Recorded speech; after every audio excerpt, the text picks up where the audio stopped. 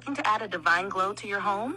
The Light of Life Bible Light brings a touch of spiritual illumination to any space. Put Jesus first.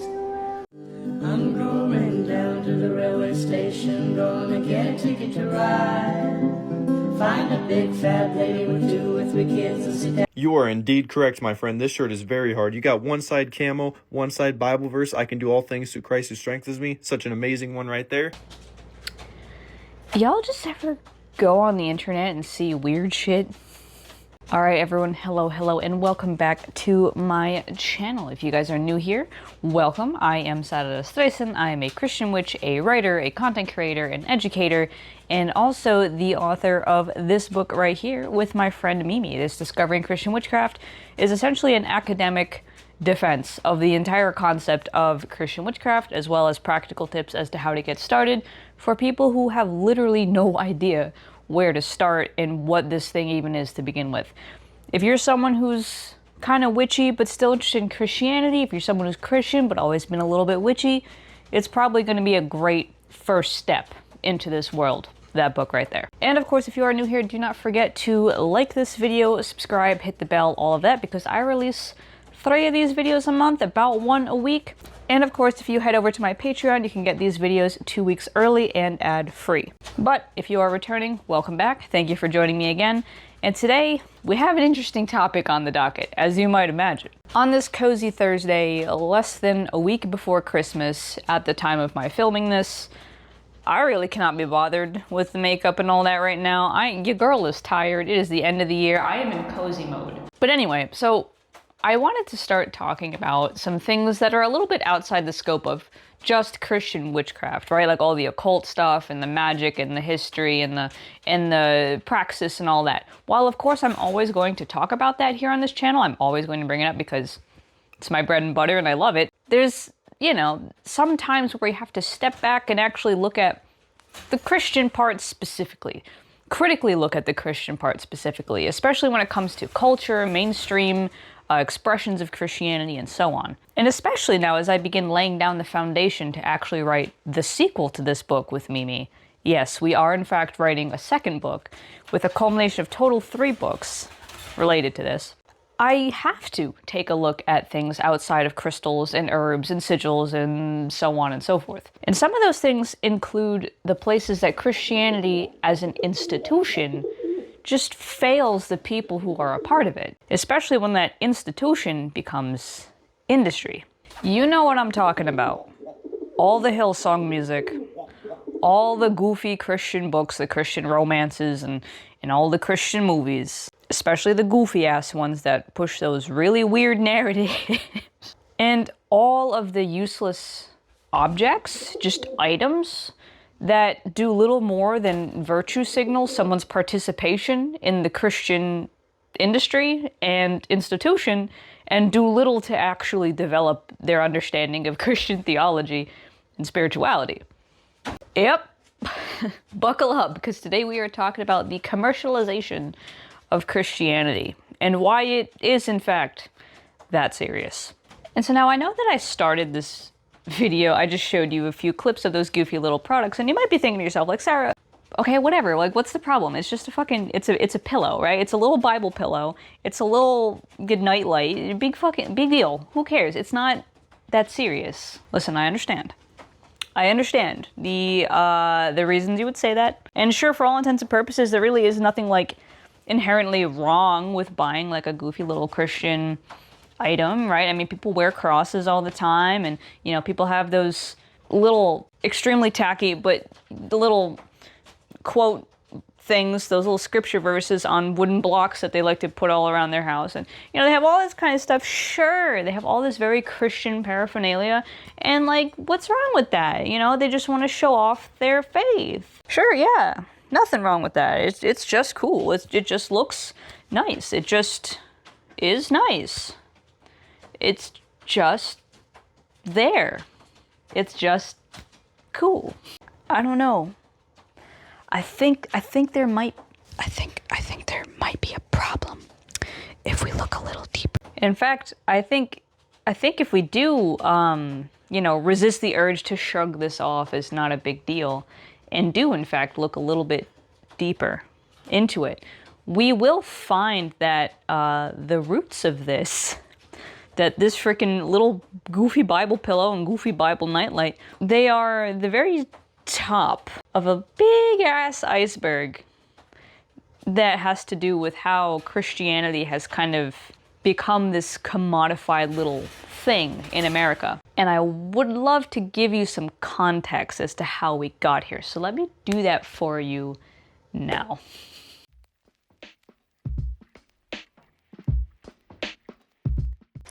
So while I was doing research for Discovering Christian Witchcraft, I was reading one book that I've talked about on here before that is really, really interesting, and that is Kristen Kobes de Mes's Jesus and John Wayne.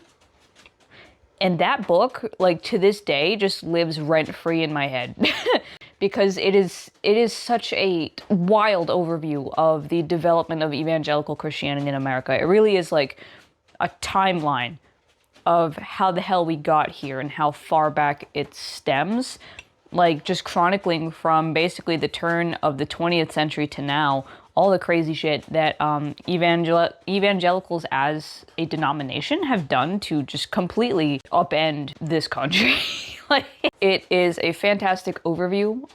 You know, Dumas is a scholar of religion and history, especially when it pertains to America, so it's a really good and informative book. It will, though, if you try to read it, it will raise your blood pressure like every 3 pages, because, oh my god.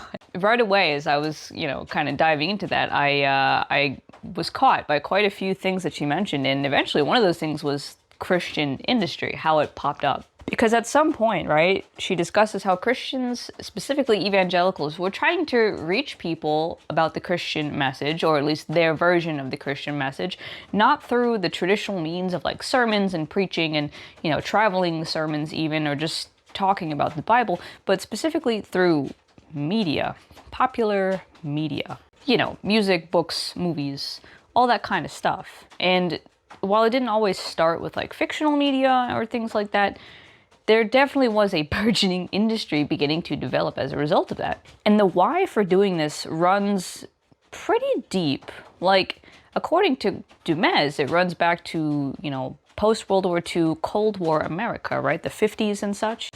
And that's where folks like Billy Graham really started going all out on that American Christian nationalist propaganda, on that image of, you know, heroic Christian men and dainty damsel in distress Christian women and the nuclear family and all these other kinds of things that since the Cold War have become a staple of the image of America. And to that end, this is what Dumas has to say, just like as an example of that. So she says, as an evangelist to America's youth, Graham hadn't shied away from addressing the younger generation's lax sexual morality, but in Cold War America, the stakes suddenly seemed higher. With greatness thrust upon the nation, it was imperative that the nation's citizens also pursue goodness. A strong nation was a virtuous one. Sexual morality was an issue of national significance.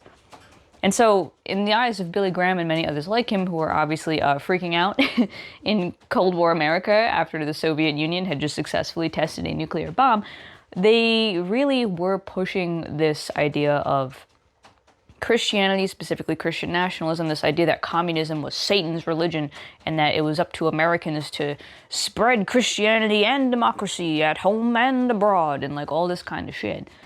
And even getting to the point where we're doing some Sodom and Gomorrah level shit where, you know, one of the Soviet targets for a potential nuke, Graham was out here saying, well, it's not because of just like, you know, politics and international tensions and war that this would happen, but because you are all a sinful, bad, terrible people who would be erased because you have not repented and turned to God and blah, blah, blah, right? As such, suddenly we get kind of incentivized to start painting these pictures where Christian men especially are these big, strong, heroic, valiant warriors, right? And this is kind of where we're getting at through this whole book, this transformation of Christianity from this genteel, almost viewed as a woman's religion for a long time, right? Where, you know, the whole values was on charity and gentleness and love and kindness and blah, blah, blah, to shifting it over, you know, going from that crucified Christ to a warrior sword in hand Christ who would destroy all the enemies and things like that. And naturally, if the Christian men are going to be the big heroic protectors, and the Christian women again have to be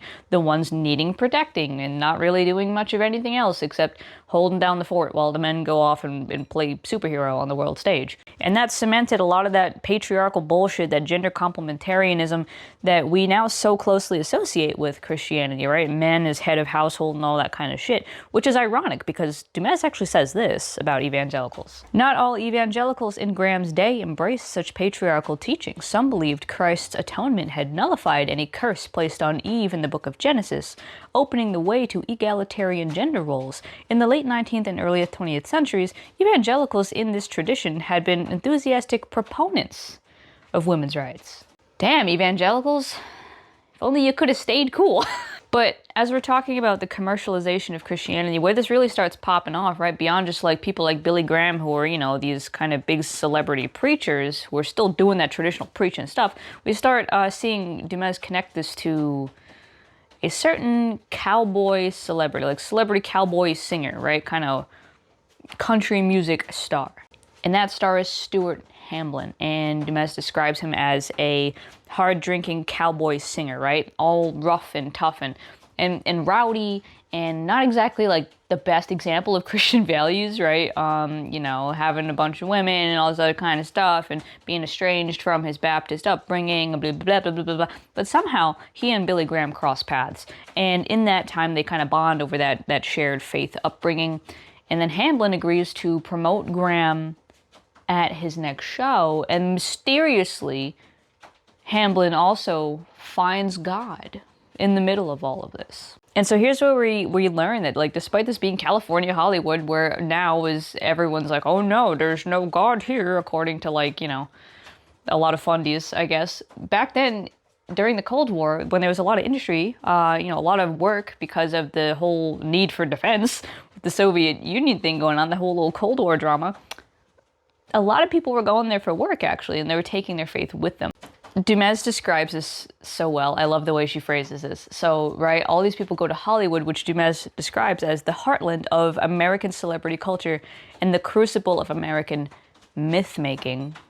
God, that last part especially, relevant.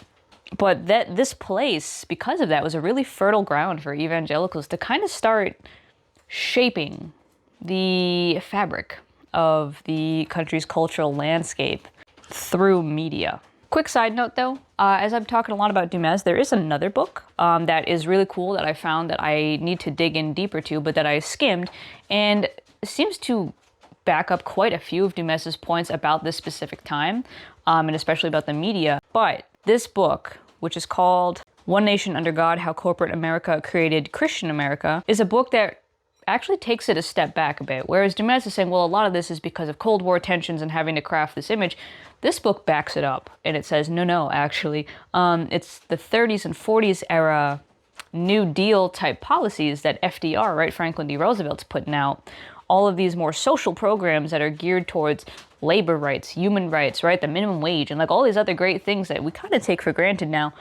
It was this that really sparked the start of this kind of, what this book describes as Christian libertarianism, freedom under God, aka freedom for companies to do whatever the hell they want at the expense oftentimes of their workers and, you know, labor rights and everything else. And so he gives us a little snippet of how the Gideon brothers, you know, or not brothers, but the Gideons, right, the ones who make these little tiny Gideon Bibles, came to be. The author here says, for the evangelical businessman who belonged to the Gideons International Incorporated, selling God was a second calling, if not their first. Founded by a trio of traveling salesmen at the end of the 19th century, the Gideons made a name for themselves in the early 20th century by putting millions of copies of the Holy Bible in hotel and hospital rooms across the nations. So if you've ever gone to a hotel in America and there's like randomly a fucking Bible in there, you thank these guys. And they would go on to distribute these things in public schools. In fact, actually, ironically, this one was one that was being handed out on the college campus that I work at, and my students were like, do you want this? Because, like, I sure fucking don't. And I was like, hell yeah, give me that.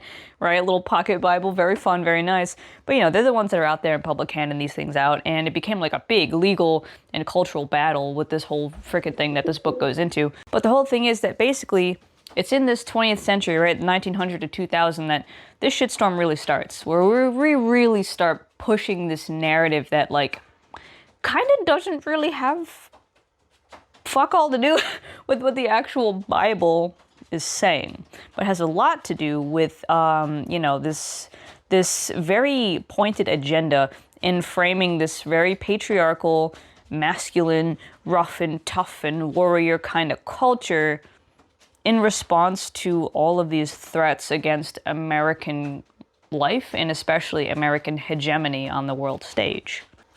But anyway, back to Dumas to get some more context for our Christian media and Christian commercialization issue here.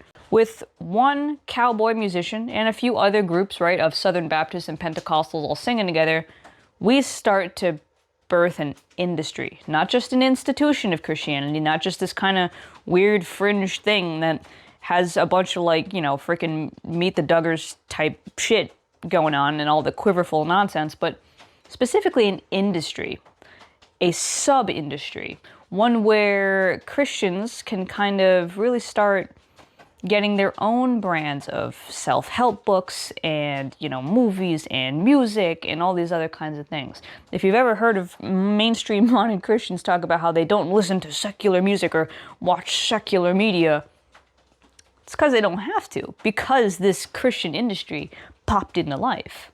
And it's that rough and tough cowboy image, that kind of like, rugged American masculinity that really got coupled with Christianity, of all things, that really made this take off. And in fact, the book's own title, Jesus and John Wayne, is a direct indicator of that, because John Wayne, too, wasn't exactly like the best Christian dude, and yet he became a central Christian, like, icon in the zeitgeist because he was a very popular actor in all kinds of westerns and war movies, really depicting, again, that strong American man that could just, get the women and defeat the bad guys and all these other kinds of things. Somehow in the zeitgeist, this became so tied with the concepts of Christianity. And it's that image that evangelicals specifically wanted to graft onto Jesus himself. As I was saying, right, we're no longer talking about this sweet, gentle Christ, this Christ who could, make some sharp words when he needed to, but was all about love and care, and who willingly gave himself up and surrendered to this institutional power that killed him, right? We're not talking about our Jürgen Moltmann's crucified God over here. No. We're talking about more like the image of Jesus from Revelation, where he's got the sword and he's just going to smite the shit out of everybody, right? That's the kind of image that suddenly evangelical Christianity wants to uphold, because that's strong, right? That's powerful, and American men are powerful, And so as we see this rise of that patriarchal structure, that top-down, hierarchy, right, with God, pastor, husband, wife, that gender complementarianism, and that rising Christian nationalism, Dumas has this to say about Graham and the industry that is being born, right? So Billy Graham himself published 24 books, and in 1956 he helped found Christianity Today, the flagship magazine of American evangelicism.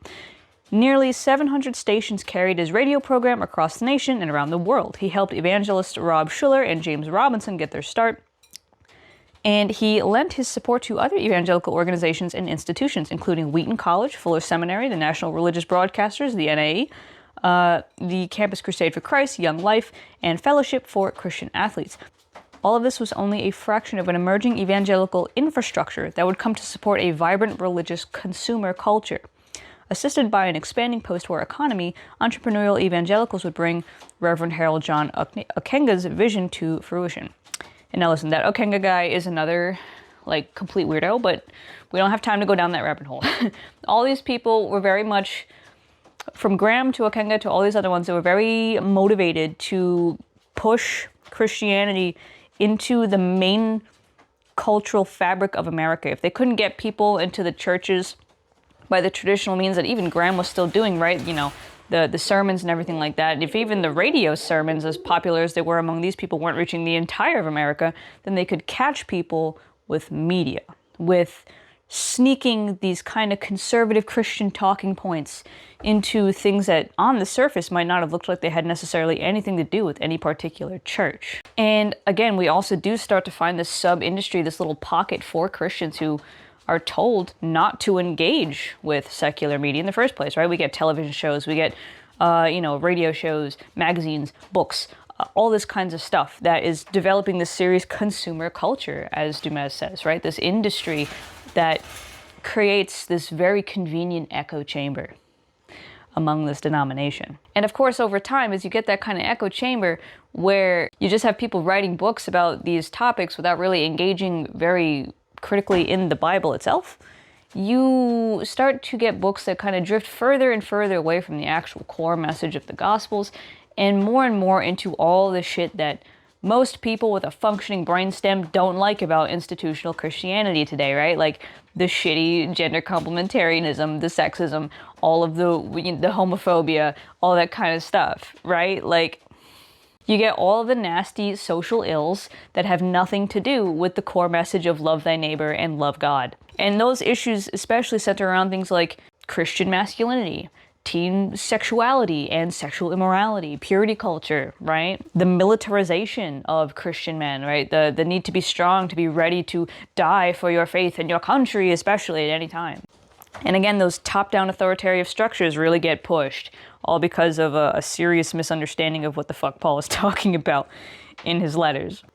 And especially for kids, there is that very culturally relevant and brain-shaping propaganda made just for them, too. The kids don't get left out either. For example, in the turn of the century, Dumas describes this.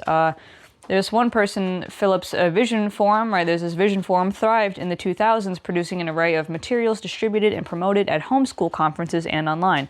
An All-American Boys Adventure catalog contained cowboy costumes, knife and tomahawk sets, slingshots, and an All-American Boys crossbow to train boys in heroic manhood. The Beautiful Girlhood collection, meanwhile, offered books and DVDs promoting purity and contentment, heritage and home, and products such as Southern lady doll dresses. Vision Forum's gender order was ensconced within a foundational Christian nationalism. The organization led faith and freedom tours, and for those who could not attend, they produced an array of books and DVDs celebrating Christian patriotism. Do you see what I mean when I say that we're getting farther and farther away from the actual point of anything Jesus said at any fucking point in the Gospels, right? We're getting farther and farther away with this Christian industry because the Bible's not at the center of this. A weird, warped sense of Christian ethos is at the center of this, of Christian logos is at the center of this, right? This appeal to the need for men to be masculine is at the center of this. And in fact, this book kind of talks about a lot how, way back in the day, like before the Industrial Revolution and stuff, women were the ones at home kind of doing whatever. And even during the Industrial Revolution, the men's were the one doing these big, heavy jobs, right? Manufacturing and all this kind of hard labor. And women were stuck at home. But with the more advancing society and women getting into the workforce and wearing pants and all this other kind of stuff, well, men desperately had to graft their masculine expression onto something else, something specific and unique to them, and they sure as fuck found that in especially evangelical Christianity. And so what men once scorned as a woman's religion, as some kind of soft, basically baby shit, they became the leaders of, once again, just tightened their hold on that and turned Christianity as an institution into basically a giant shrine to the idol of American masculinity. And of course, outside of just all these things that push these obvious weird propaganda values into the heads of adults and children alike, we also get into the fiction media at this point too, right? In the 2000s, we have, all of these wars and war crimes in the Middle East that America is undertaking. And we have a certain friend here, Oliver North, who wrote all kinds of fiction books, about basically centering around this character of like a Marine who's like a good Christian and like a hero and who's fighting the big bad Muslims across the seas and all this other kinds of crazy shit. Like I'm not kidding. In his words, per Dumas, Oliver North here says, I don't proselytize well, and I wouldn't pretend to be a biblical scholar, North conceded, but by publishing with B&H, he was free to develop his story's religious dimensions. Faith and fiction can work together, he explained. B&H, meanwhile, saw North's books as a way to break into the mainstream market. And by his books, things like Mission Compromised and all these other kinds of things, they are books that are full of Islamophobia, full of us versus them mentality, of the need for America to be this strong, shining beacon of the Christian mission, right, and beat back these other savage barbarian people and all this other kinds of crazy shit that, like, is obviously not good. But it still has nothing to do with the core of the religion.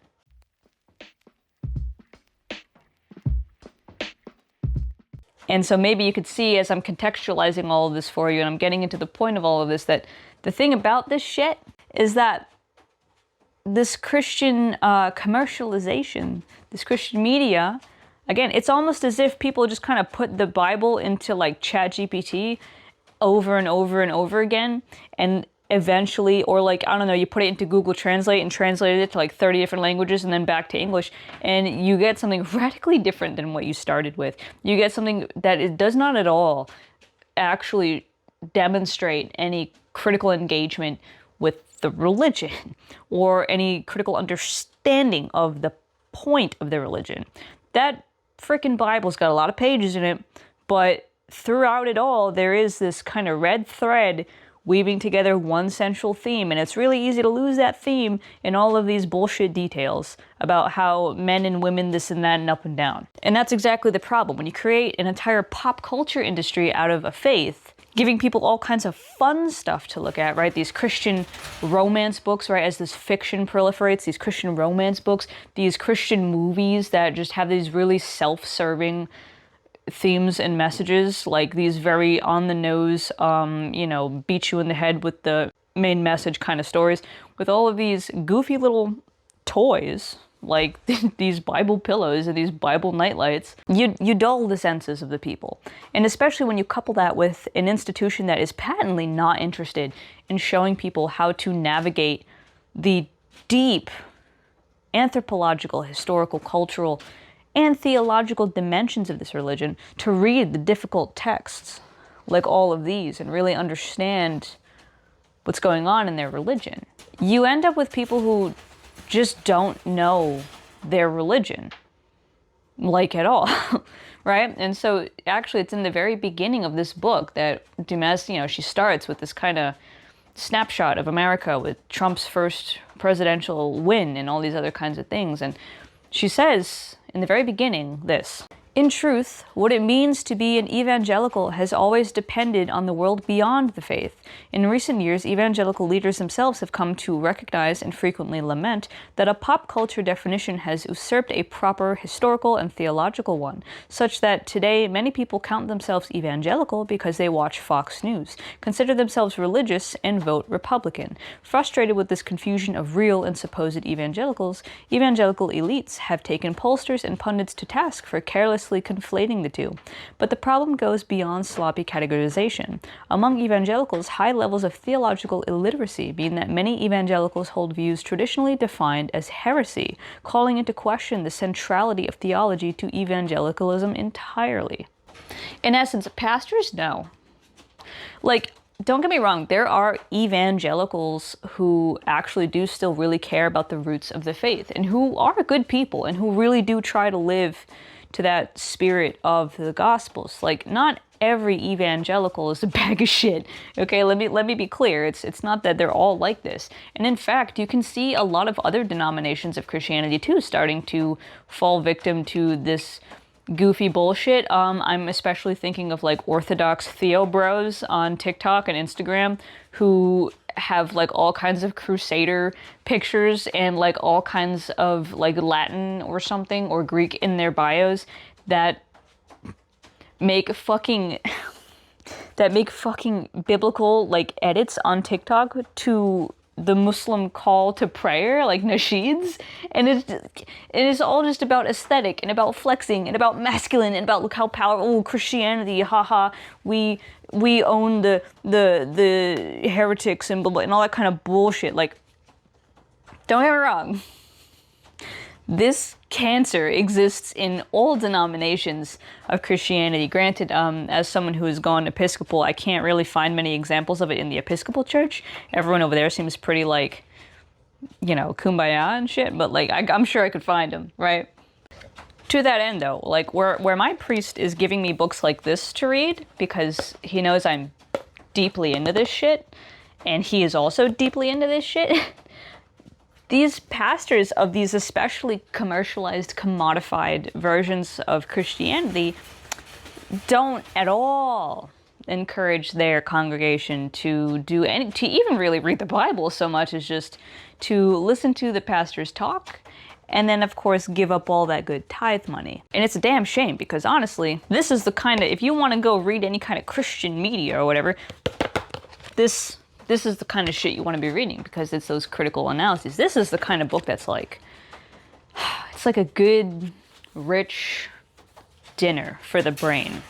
You know, like you got to eat it slow and savor every bite kind of reading. It's taken me 3 days to get to page 24, and that's because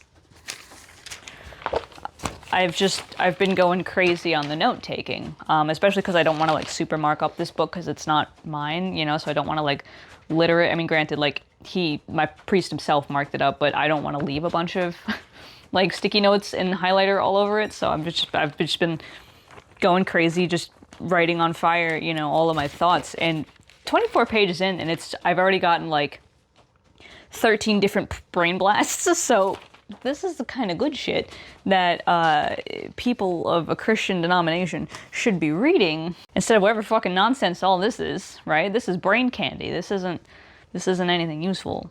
And again, right, as I said in the beginning of all of this, right, maybe it's not that serious. Maybe the little Bible nightlight isn't that crazy, and the Bible pillow, I mean, like, sure, yeah, Billy Graham and all these guys are like nuts, but still, right, just a little pillow, whatever, it can't be that big of a deal. But I think if you followed me through all of that and you could start connecting these dots, again, how the further people drift away from focusing on that gospel message, and the more people will succumb to this very capitalist, consumerist bend to the religion where we've commodified Christianity, the religion of a man who whipped the shit out of people for making his father's house a den of thieves, right? And the money changers. We might see that no, there is a big problem. There's a very big problem. There's a very big problem with commercializing Christianity to the point of it not even being recognizable anymore to its origins and its very humble beginnings. And it makes sense why we're in this world today, right? A world where people aren't interested in things outside what they very narrowly define as Christian values without even really understanding what those values are. A world where the appearance and aesthetic of Christianity is more important than actually understanding the point of Christianity, and where those core messages of Christianity have themselves been watered down into this really feel-good stuff that both comforts and makes complacent the people who are performing it right, and yet also serves to be a stick against anyone outside that community who is not performing it right? That's why I say these core messages, they're being watered down, they're being bastardized, and they're being pushed aside for different values altogether that really don't line up with the message Jesus was talking about. After all, opening a Bible pillow to one single verse about how God loves you, baby, or about how don't worry about anything, baby, we're all here for you.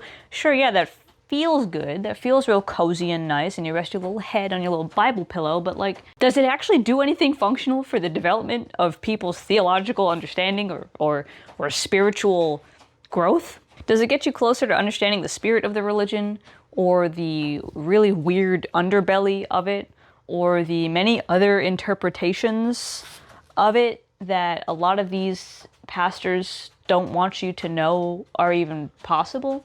Probably not, right? And the thing is that the Christian media industry is so huge that these Christians can essentially isolate themselves in their own microcosm. And that's where, again, as I was saying earlier, it's become something of an echo chamber where these people, they are actively dissuaded now from engaging in secular anything, right? Secular music, secular movies, secular books. And of course, why wouldn't they be when they have this entire industry that is continuously farming them for coin? worse, that industry farming them for coin is one that is routinely dedicated to pressing these ideas of, again, heteronormativity, patriarchal, top-down hierarchical structures, gender complementarianism, American essentialism and exceptionalism and individualism, all kinds of racism and xenophobia and Islamophobia and anti-Semitism and all these other crazy things. And of course, above all, this industry continues to just pour straight gasoline on top of the fire that is the American Western persecution complex, right? With all these weird movies that Christians make about this weird hypothetical Western world where Christianity is somehow suddenly outlawed and, like, I don't know, they are not allowed to practice their religion anymore. They're always talking about these kinds of things and how, oh, well, if someone put a gun to your head and said to renounce Jesus, you should be willing to die, and like this crazy stuff. But if you tell them about how Israel is absolutely decimating historic Palestinian Christian communities, including Jesus' own hometown of Bethlehem, suddenly they aren't so worried about that Christian persecution complex anymore. And all of this just makes some dots connect for me, you know? I don't know, maybe I just have ADHD, but for me, to see that Bible pillow immediately just bing, bing, bing, bing, bing, bing, bing, bing, bing, had me 13 miles away down this train of thought, where I could suddenly see, oh, wait, this is like seeing a cold sore on someone's lip. This frickin' Bible nightlight is a cold sore on the lip of Christianity. The actual virus is deep within the institution's nervous system that just kind of pops up whenever it gets a little irritated. And in fact, I saw a really interesting take on TikTok just a little while ago about why conservatives, specifically, are not good at creating art. And I want to show it to you, but before I do, listen, I don't really give a shit what your political orientation is, and if the term conservative in this video triggers you at all, take a step back and understand that, like, conservatism here is specifically, very much specifically meaning the kind of, like, conservatives that are continuously embroiled in the culture war and, like, are unable to think past their own frame of social identity. Like, it's not the conservatism my dad was talking about, right? My dad used to be a card-carrying Republican for many, many years and has not voted Republican in literally several election cycles because of what the party's become, because conservatism to my dad meant conserving the Constitution and being a little bit more fiscally, like, reserved and cautious, right? And not willing to spend so much, states' rights over blah, blah, blah, right? If that's the conservatism that we're talking about, even if I disagree with a lot of it, I can still be like, okay, yeah, I can appreciate it, I can understand it, I can work with it. This video is not talking about that kind of conservatism. Let's watch. Conservatives aren't good at making art. They're not funny, they're not creative, they're not witty. That's why I have been filmmaking for the past 8 years. I have directed short projects as well as music videos and some commercials. And generally speaking, the number one question that conservatives and Christians ask me is, why aren't there good conservative films? And essentially the answer is that conservatives are at a disadvantage due to their ideology and their perspective, or lack thereof. Because a great deal of conservatives aren't trying to make art that asks a question. They are trying to make art that leads a viewer to a very specific answer. And unfortunately, that's how you get vanity pieces, that's how you get propaganda. That's how you get films that are either not very well thought out, that are heavily contrived or poorly written, or films that simply do not age very well. Say, for instance, you're a conservative and you're trying to make a conservative take on a historical event, such as the Civil War. So you make Gods and Generals. However, Gods and Generals largely used lost cause rhetoric to tell its story. And if you study lost cause rhetoric, if you study the Civil War itself, the truth is objectively not conservative. The South didn't care about states' rights because of the Fugitive Slave Act of 1850, which superseded states' rights so they could pursue slaves in non-slave owning states. You have the fact that Robert E. Lee was not a generous and kind man. He kept his slaves when he didn't have to. And there's the fact that the South was not an idealistic place to live. That's the problem with a lot of conservatives with historical dramas. They can't make good, compelling historical dramas because they ultimately reject the reality of the history back then. Another conservative film that I like to bring up is God's Not Dead. God's Not Dead did very well in 2014 when it was released. However, it is depicting a debate between whether or not God is real. And because it's made by Christians, they fundamentally cannot provide any actual valid points for why God wouldn't exist, because that would risk them actually either alienating their Christian audience or potentially causing people to question God's existence. So it's incredibly contrived. Even from the get-go, all the arguments are just made in very poor taste. A lot of atheists are misrepresented, and for that reason, it's just not a very compelling film to watch. In contrast to this, think about John Carpenter's The Thing, or think about 2011's The Sound of My Voice. Both films which do not provide clear conclusions, but simply provide you with situations where you might wonder, who would I be in this situation? What kind of person am I? And that's much more compelling and much stronger than simply a film telling you, if you're not this person, then you're wrong. This is such a common thread with conservative films. They are not willing to do enough introspection or gain enough understanding about something to provide a valid or interesting or compelling perspective or criticism on any type of subject matter. And this is so prevalent throughout conservative films. Another example I like to bring up is 2023's Lady Ballers. It's supposed to be a comedy, sure, but comedy is always more interesting if it's a punch up, not a punch down, and if it comes from a position of understanding. Someone who understands your culture and roasts it is always more funny than someone who doesn't understand your culture and simply roasts a stereotype about you.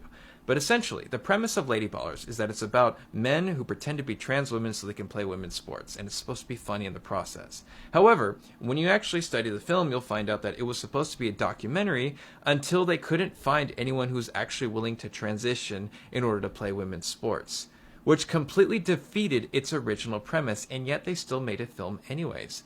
How is that going to be compelling if they are not willing to understand what they're trying to make fun of? If they are ultimately being ignorant, it's not going to be comedic. The truth of the matter is that these films will slip through the cracks of time and they will be forgotten because they don't provide any interesting insights, they don't provide any new perspectives. A lot of them are rehashes of older plots, and it's not really compelling because it doesn't come from a position of understanding. If you're conservative and you want to make a film that people will still watch 100 years from now, it has to stand the test of time, which means that at its core, it needs to provide insight into truth. At its core, it needs to be able to generate an emotional response from an audience, as opposed to simply leading them to believe what you already believe.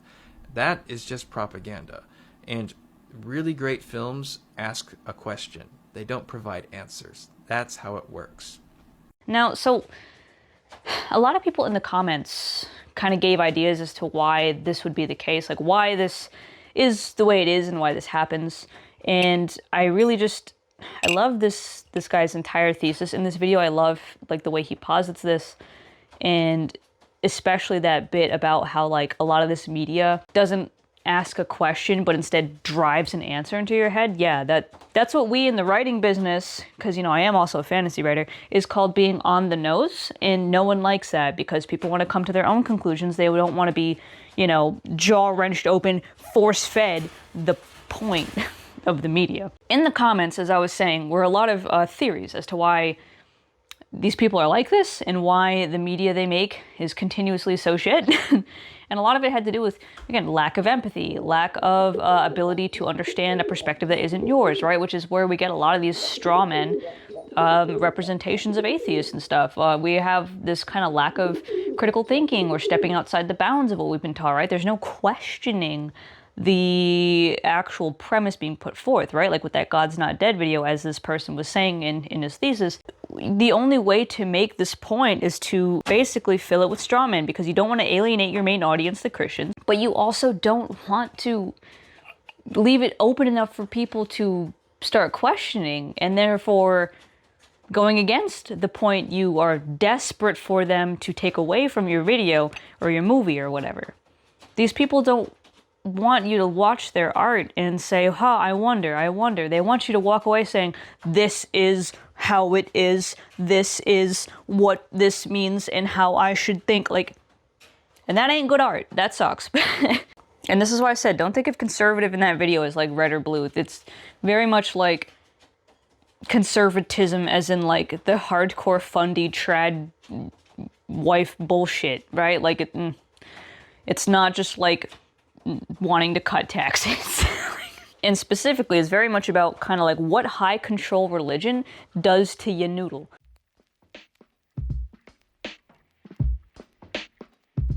Okay, like high control religion is just a killer of the human soul. I swear, you can't convince me otherwise. And especially as I found this article here, who actually, you know, has now added another book to my list of things to read, right? When Religion Hurts You by Dr. Laura Anderson. I may very well do a review on that when I get to reading that, because that looks really interesting and really something I want to dig into more. I want the more psychological aspects of religion as well. But however, the blog articles writer, Megan, she notes that in specifically high control religions or cult-like religions or just outright cults, there are a lot of really dangerous things that happen that can really harm the psyche of a person. And she is specifically talking in the framework of Christianity here.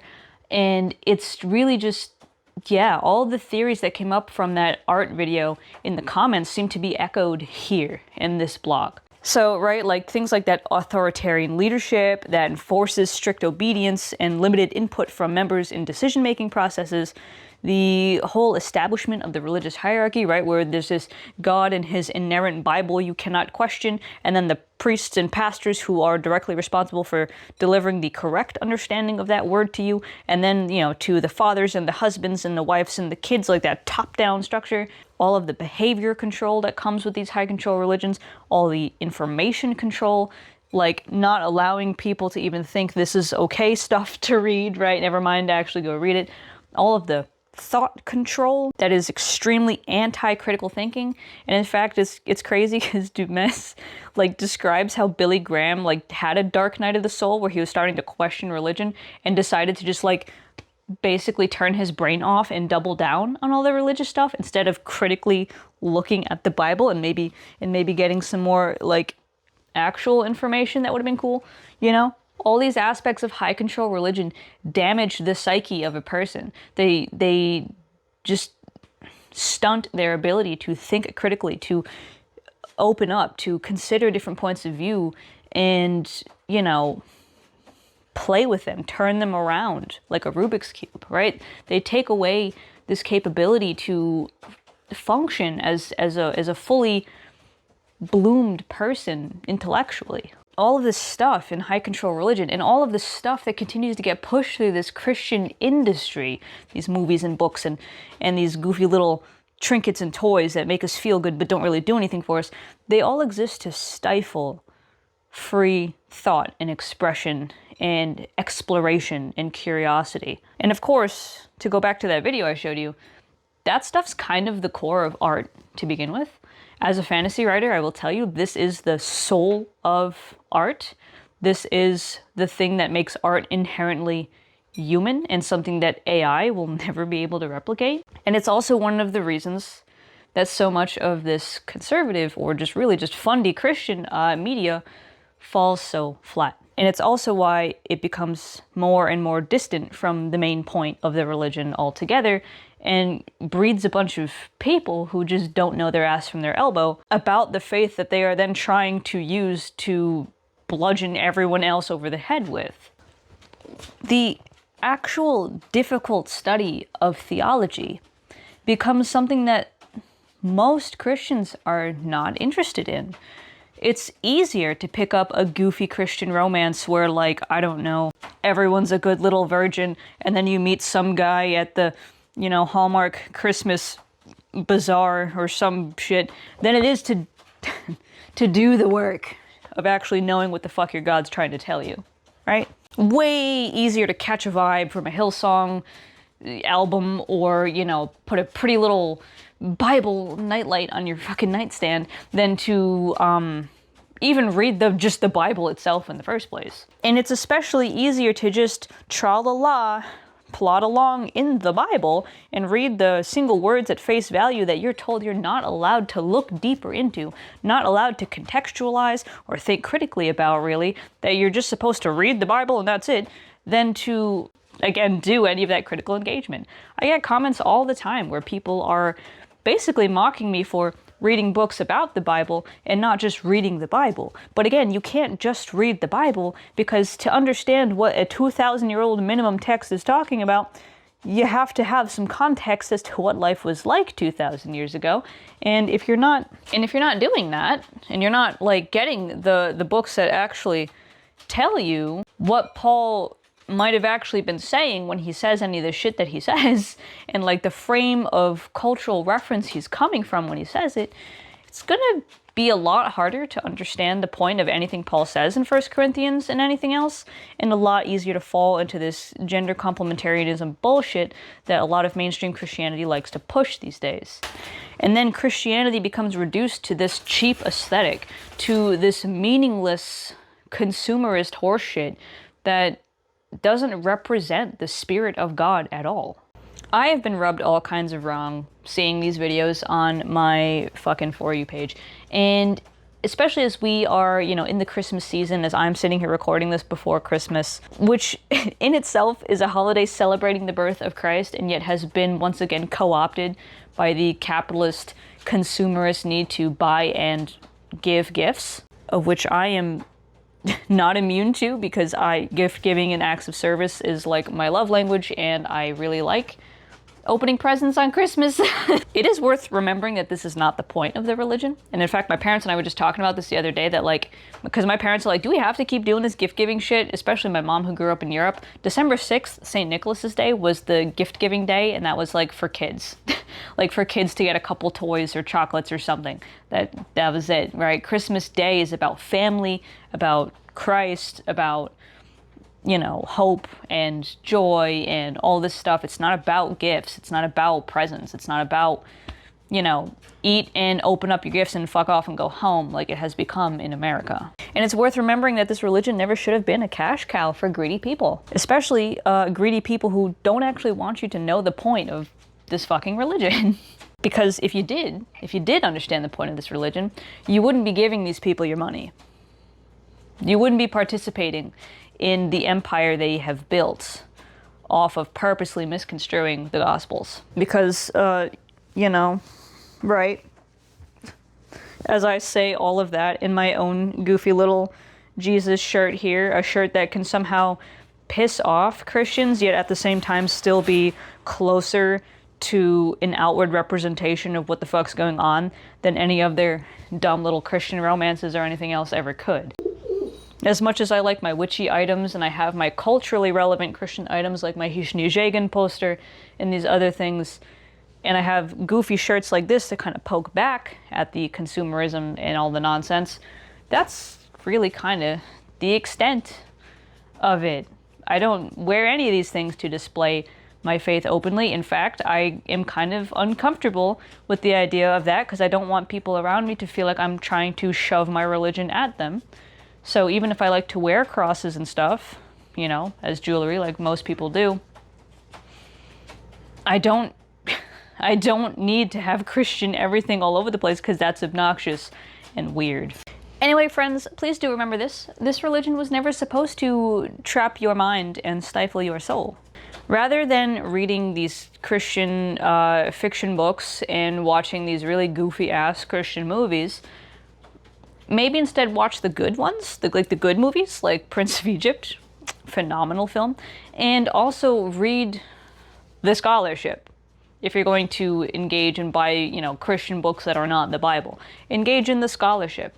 Engage in fiction that actually asks a question instead of drills an answer. And also remember to read the words of real Christians who have contributed so much to our understanding of this religion, to our ability to engage with it in the first place. Read the stories of mystics and of activists and of all these other people, the downtrodden and the oppressed, who have actively lived the Christian values rather than just talked about and twisted them.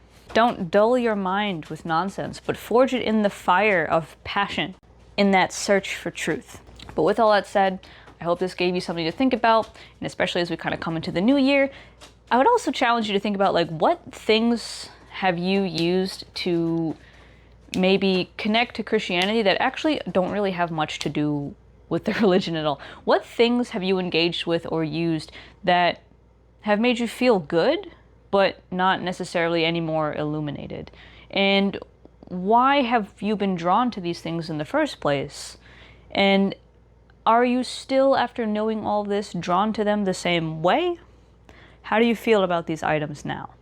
Just some questions to chew on, some food for thought, because I know I've spent a lot of time thinking to myself, where have I done this? Where have I succumbed to that kind of vanity as well? Right? But nonetheless, I hope you all have a wonderful new year. I hope you all have a wonderful holiday season and a great start to 2025. And I will see y'all when I see y'all. Bye.